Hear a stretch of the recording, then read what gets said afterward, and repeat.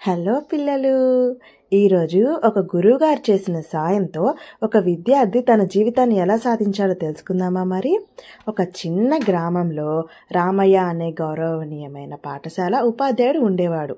So అతనికి విద్యార్థులంటే అమితమైన ప్రేమ, శ్రద్ధ ఉండేది. అంటే ఆ గురువుగారికి పిల్లలంటే చాలా ఇష్టము, ప్రేమ ఉండేదన్నమాట.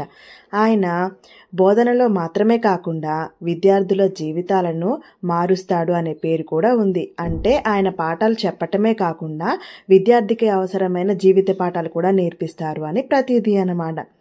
అదే గ్రామంలో మనకి రాము అనే పేద విద్యార్థి కూడా ఉండేవాడు. రాము అనే ఒక పేదరికంలో ఉన్న చిన్న బాబు కూడా అదే పాఠశాలలో చదువుకునేవాడు అనమాట. రాము ఎలాంటి వాడు అంటే చాలా తెలివైనవాడు. కానీ తన తల్లిదండ్రుల ఆర్థిక పరిస్థితి బాగోకపోవటం వల్ల పాఠశాలకు వచ్చే ప్రతిరోజు అతనికి కష్టమే. అంటే వాళ్ళ నాన్నగారు అమ్మగారి పరిస్థితి రాము వాళ్ళది బాగాలేదన్నమాట.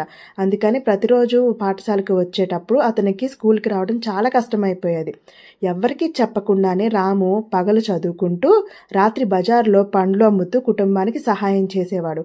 వాళ్ళది పేద కుటుంబం కదా, అందుకని రాము వాళ్ళ తల్లిదండ్రులకి సహాయం చేయాలని పగలు చదువుకొని రాత్రి కుటుంబం కోసం పండ్లు అమ్మి సహాయం చేసేవాడు అనమాట. ఇలా ఉండగా ఒకరోజు రామయ్య గారు రాము పాఠశాలకు ఆలస్యంగా రావటాన్ని గమనించారు. అతన్ని పిలిపించి కారణం అడిగారనమాట. మొదట రాము చెప్పడానికి భయపడ్డాడు, అయ్యో టీచర్కి చెప్పచ్చా లేదా అని. కానీ చివరికి తన పరిస్థితి గురువుగారికి వివరించాడు. టీచర్ అడుగుతున్నాడు కదా, ఏమైంది రాము, ఎందుకు నువ్వు ఆలస్యంగా వస్తున్నావు అని అడగటంతో రాము చెప్తాడనమాట టీచర్కి. ఏమని? తన ఇంటి పరిస్థితి, ఆర్థిక పరిస్థితి బాగోలేదు కాబట్టి అవన్నీ చెప్పటం వల్ల అవన్నీ విన్న రామయ్య గారికి తన గుండె కృంగిపోయిందనమాట. అంటే బాబు ఎంత కష్టపడి చదువుతున్నాడు, తన ఆర్థిక పరిస్థితి ఎలా ఉంది అని చూసి రామయ్య గారు చాలా బాధపడ్డారనమాట.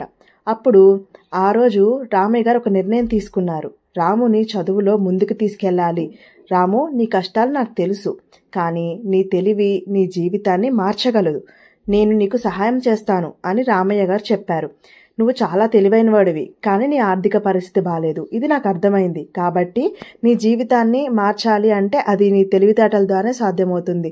అలా చేయటానికి నేను నీకు సహాయం చేస్తాను అని టీచర్ గారు ఒక మంచి నిర్ణయం తీసుకున్నారు రాము విషయంలో. దానికోసం టీచర్ గారు ఏం చేస్తారు అంటే అక్కడ నుంచి రామయ్య గారు రాముకి ప్రత్యేకంగా పాఠాలు చెప్పడం ప్రారంభించారు. ఇంకా అతనికి పుస్తకాలు, పెన్సిళ్ళు కొనిచ్చి అవసరమైనవన్నీ అందించారు. రాము కూడా తన గురువుగారి సహాయాన్ని వృధా చేయకుండా ఎంతో కష్టపడి చదువుకున్నాడు. మరి టీచర్ గారు రామును అర్థం చేసుకొని పెన్నులు, పుస్తకాలన్నీ సహాయం ఇస్తున్నప్పుడు, అంత అర్థం చేసుకొని సహాయం చేస్తున్నప్పుడు టీచర్ గారు మరి పిల్లగాడు కూడా చక్కగా కష్టపడి చదవాలి కదా, అదే చేస్తాడు రాము. అలా చేయటం వల్ల ఒకరోజు పాఠశాలలో జరిగే పరీక్షలలో ఫలితాలు వచ్చాయి. రాము తన తరగతిలో మొదటి ర్యాంకు సాధించాడు. పాఠశాల మొత్తం రాముని కీర్తించింది. రామయ్య గారు గర్వంగా భావించారు. మరి టీచర్ అంత కష్టపడి చెప్పినందుకు విద్యార్థి కూడా బాగా పట్టుదలతో సాధించి గురువుకి మంచి పేరు తీసుకొచ్చారు. కాబట్టి ఆ రోజు అందరూ సంతోషించారనమాట. ఆ తర్వాత ఏమైందంటే అదే రోజు రాము తన గురువు గారి ముందుకు వచ్చి గౌరవంగా నమస్కరించి, గురువుగారు, నాకు మీ ఆశీర్వాదం వల్లే దక్కింది. మీరు నాకు ఇచ్చిన అవకాశం నా జీవితాన్ని మార్చింది అని ఆనందంతో అన్నాడు. మీరు చెప్పటం వల్లే నేను ఈరోజు మొదటి ర్యాంక్ సంపాదించాను అని గురువు గారికి కృతజ్ఞతలు చెప్పుకున్నాడు రాము అనమాట. దానికి రామయ్య గారు గురువుగారు ఏం చెప్తారు అంటే నవ్వుకుంటూ, రాము, నేను ఇచ్చింది చిన్న మార్గదర్శనం మాత్రమే. నీ కృషి, నీ పట్టుదల నిన్ను ఈ స్థాయికి తీసుకువచ్చింది. ఎప్పుడూ జ్ఞాపకం పెట్టుకో, మన కష్టాన్ని ఫలితం తప్పక వస్తుంది అని చెప్పారు. అంటే నేనేం చెప్పాను, నేను నీకు సహాయం చేశాను, ఏమని, చదువు ఎలా చెప్పాలి అని సహాయం మాత్రమే చెప్పాను. కానీ ఇది సాధించడానికి కారణం ఎవరు అంటే నువ్వే. నువ్వు చక్కగా కష్టపడి చదువుకున్నావు, నేను చేసిన దానికి నువ్వు ఫలితాన్ని ఇచ్చావు కాబట్టే ఈరోజు మంచిగా ఈ గొప్ప ర్యాంకు సాధించావు అంటూ నేను చెప్పిన దానికన్నా నువ్వు కష్టపడి సంపాదించిందే ఎక్కువగా ఉంది అని రాముకి చెప్తారన్నమాట. అప్పుడు రాము తన చదువు పూర్తి చేసి ఒక పెద్ద ఉద్యోగానికి చేరి తన కుటుంబానికి ఆర్థికంగా నిలబడ్డాడు. అతను తన గురువుని ఎప్పటికీ మర్చిపోలేదు. రాము అంతేకాదు, తన గురువు చెప్పిన ఉన్నత పాఠం ఏంటి అంటే పట్టుదలతో ఏదైనా సాధిస్తే ఖచ్చితంగా అది విజయాన్ని ఇస్తుంది అని గురువుగారు చెప్పారు కదా. మరి ఆ విషయాన్ని రాము ఎప్పటికీ మర్చిపోకూడదు అని చిన్నప్పటి నుంచి కష్టపడి చదవడం అంటే ప్రతి విషయాన్ని బాగా నేర్చుకోవాలి అన్న తపనతోటి కష్టపడి అన్నీ ఇష్టంగా నేర్చుకున్నాడు అనమాట.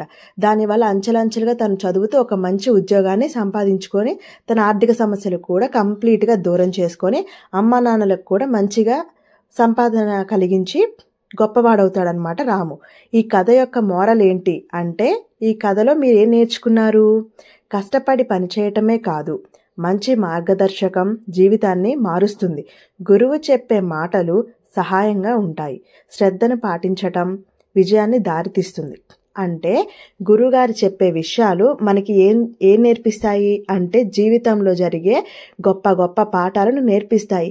మనం ఎలా ఉంటే జీవితంలో వచ్చే సమస్యలను ఎదుర్కోవచ్చు, మన మనస్తత్వం ఎలా ఉంటే వచ్చే సమస్యలకి ఎలా దూరంగా ఉండొచ్చు అనే విషయాలు మనకి ఎప్పుడు గురువుగారు అలాగే ఇంట్లో ఉన్న అమ్మా నాన్న నేర్పిస్తారు. కాబట్టి మొదటగా మనకి ఏ సమస్య వచ్చినా భయపడకుండా ఇంట్లో ఉన్న అమ్మా నాన్నలకి కానీ లేదా గురువుగారికి కానీ చెప్పాలి.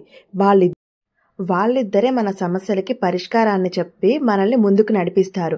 అర్థమైందా పిల్లలు? ఏ సమస్య వచ్చినా ఇంట్లో ఉన్న అమ్మా నాన్నకి కానీ గురువుకి కానీ చెప్పండి. అప్పుడే మన జీవితాన్ని వాళ్ళు ఎలా సరిదిద్దాలో చూపిస్తారు. మనం మంచి మార్గంలో నడిస్తే అమ్మా నాన్నలకి మనం అంటే ఇష్టం ఉంటుంది, గురువుకి మనం ఇష్టం ఉంటుంది. అర్థమైంది కదా? మరి ఈరోజు ఈ పాఠాన్ని చాలా చక్కగా నేర్చుకున్నారు కదా. మరి మీరు నేర్చుకున్నది శ్రద్ధగా విన్నారా లేదా అని తెలుసుకోవాలంటే మీ మెదటికి నేను పరీక్ష పెట్టాలి. కాబట్టి మిమ్మల్ని ఈ కథ గురించి 2 ప్రశ్నలు అడుగుతాను. అమ్మా నాన్నలు వినండి, మీరు కూడా విని మీ పిల్లలు ఈ ప్రశ్నలకి సరైన సమాధానం చెప్తున్నారో లేదో చూడండి. మొదటి ప్రశ్న ఏంటి అంటే, గురువు గారి పేరు ఏమిటి? ఇప్పుడు దీనికి సంబంధించిన ఆన్సర్ అంటే జవాబుని మీ అమ్మా నాన్నలకి చెప్పండి. చెప్పేశారా? దీనికి సంబంధించిన ఆన్సర్ కనుక లేదా జవాబు మీరు చెప్పలేకపోతే నేను చెప్తాను. ఉపాధ్యాయుని పేరు రామయ్య. బాగా చెప్పారా? పిల్లలు బాగా శ్రద్ధగా విన్నారు, అందుకే కరెక్ట్ ఆన్సర్ ఇచ్చారు. ఓయ్ పిల్లలు మంచివారే. మరి 2వ ప్రశ్న అడుగుతాను. ఆ 2వ ప్రశ్న ఏంటి అంటే, రాము పేదవాడా ధనికుడా? చెప్పారా? ఈ సమాధానాన్ని మీ అమ్మా నాన్నలకి లేదా గురువు గారికి చెప్పండి. రాము ధనికుడా పేదవాడా? చెప్పేశారా? ఇప్పుడు దీనికి సంబంధించిన సరైన సమాధానం నేను చెప్తాను. రాము ఒక పేదవాడు. అది విన్నారు కదా. ప్రతిరోజు ఇలా కథలు చెప్తాను, దానికి సంబంధించిన 2 ప్రశ్నలు కూడా వేస్తాను. ఎందుకంటే కథ వినటమే కాదు, దాన్ని ఎలా జ్ఞాపకం పెట్టుకున్నారు, అలాగే ఎవరైనా ప్రశ్న ఇస్తే దానికి ఎలా సమాధానం చెప్తున్నారు అనేది కూడా మీలో మొదలవ్వాలి. అప్పుడే చదువు మీద ఆసక్తి కలుగుతుంది. అందుకే ఈ ప్రశ్నల పథకం. కాబట్టి ఇకపై శ్రద్ధగా కథలు వినండి. రేపొద్దున మరొక కథతో మళ్ళీ మిమ్మల్ని కలుస్తాను. అప్పటి వరకు బుద్ధిగా చదువుకొని అమ్మా నాన్నలకి మంచి పిల్లలుగా ప్రేమగా పేరు తీసుకొచ్చి పెట్టండి. Bye bye. రేపు మరొక కథతో మళ్ళీ కలుస్తాను. మరి ఆ కథను మీరు మిస్ అవ్వకూడదు అంటే ఛానల్ని సబ్స్క్రైబ్ చేసుకోండి. ప్రతిరోజు వచ్చి ఛానల్ని వీక్షించండి.